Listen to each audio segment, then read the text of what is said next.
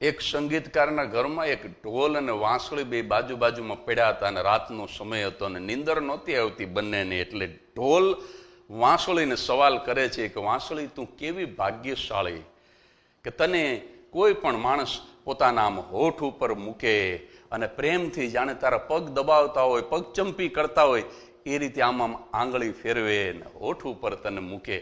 અને હું કેવો બદનસીબ, મને તો ગળામાં નાખ્યો નથી અને ધ્રીબાંગ ધ્રીબાંગ ધ્રીબાંગ મને તો ટીબી જ નાખે.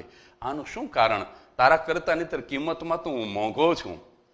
અને ત્યારે વાંસળીએ બહુ સરસ જવાબ આપ્યો કે મને આખી દુનિયા એટલા માટે વાલ કરે છે, કૃષ્ણ પણ મને ઓઠે લગાડે છે, જેનું અધરામૃત પીવા માટે થઈ અને યુગો સુધી ઋષિઓ તપ કરવા તૈયાર છે એવો કૃષ્ણ મને ઓઠે લગાડે, કારણ કે મેં મારા છિદ્રોને જગતની સામે ખુલ્લા મૂકી દીધા છે.